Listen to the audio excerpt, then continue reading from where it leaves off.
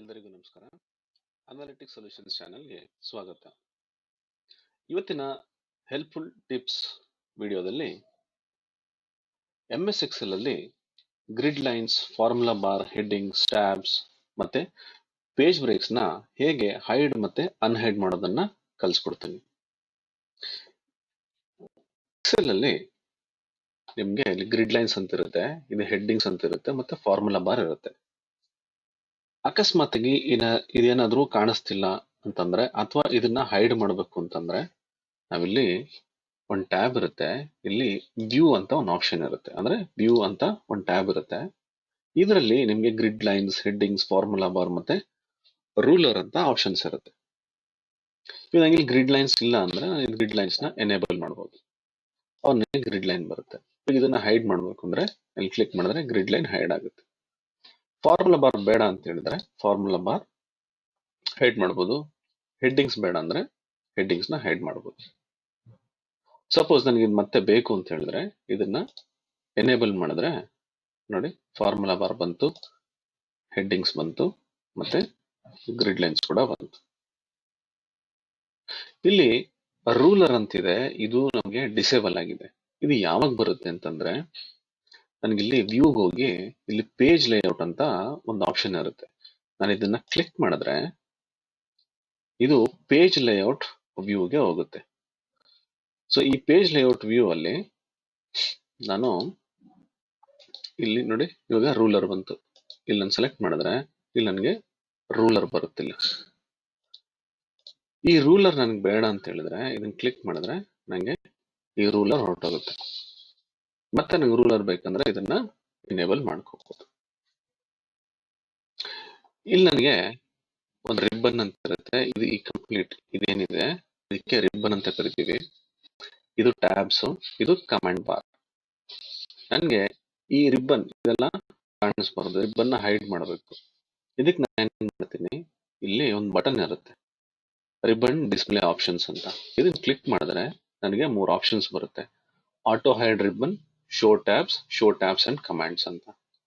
Auto hide ribbon ಅಂತಂದ್ರೆ ಇದನ್ನ ನಾನು ಸೆಲೆಕ್ಟ್ ಮಾಡಿದ್ರೆ ಕಂಪ್ಲೀಟ್ ರಿಬ್ಬನ್ ಹೈಡ್ ಆಗ್ಬಿಡುತ್ತೆ.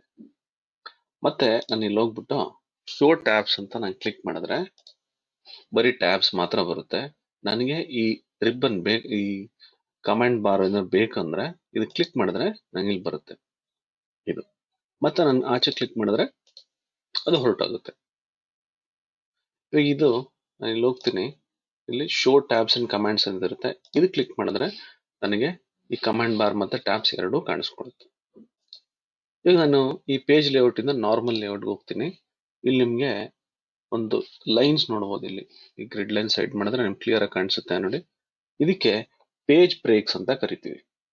ಈ ಪೇಜ್ ಬ್ರೇಕ್ಸ್ ಏನಕ್ಕೆ ಬರುತ್ತೆ ಅಂದ್ರೆ ಇವಾಗ ನನ್ನ ಶೀಟ್ ಇಲ್ಲಿಂದ ಇಲ್ಲಿವರೆಗೂ ಒಂದು ಶೀಟ್ ಇರುತ್ತೆ, ಇಲ್ಲಿಂದ ಇಲ್ಲಿವರೆಗೂ ಒಂದು ಶೀಟ್ ಇರುತ್ತೆ. ಈ ಪೇಜ್ ಬ್ರೇಕ್ಸ್ ನನಗೆ ಬೇಡ ಅಂತ ಹೇಳಿದ್ರೆ ಇಲ್ಲಿ ಫೈಲ್, ಆಪ್ಷನ್ಸ್ ಮತ್ತೆ ಅಡ್ವಾನ್ಸ್ ಅಂತ ಹೋದ್ರೆ ಇಲ್ಲಿ ಕೆಳಗೆ ಸ್ಕ್ರಾಲ್ ಮಾಡ್ತೀನಿ. ಸ್ಕ್ರಾಲ್ ಮಾಡಿದ್ರೆ ನನಗೆ ಇಲ್ಲಿ ಶೋ ಪೇಜ್ ಬ್ರೇಕ್ಸ್ ಅಂತ ಇರುತ್ತೆ. ಇದನ್ನ ನಾನು ಡಿಸೇಬಲ್ ಮಾಡಿ ಓಕೆ ಅಂತ ಕೊಟ್ರೆ ಆ ಪೇಜ್ ಬ್ರೇಕ್ಸ್ ಏನಿದೆ ಅದು ಹೊರಟೋಗುತ್ತೆ. ಅದ್ ಮತ್ತೆ ಬೇಕಂದ್ರೆ ನಾನು ಇಲ್ಲಿ ಹೋಗ್ಬಿಟ್ಟು ಪೇಜ್, ಫೈಲ್, ಆಪ್ಷನ್ಸ್, ಅಡ್ವಾನ್ಸ್ಡ್ ಮತ್ತೆ ಇಲ್ಲಿ ಸ್ಕ್ರಾಲ್ ಮಾಡಿದ್ರೆ ನನಗೆ ಇಲ್ಲಿ display options for this work book ಅಂತ ಇರುತ್ತೆ.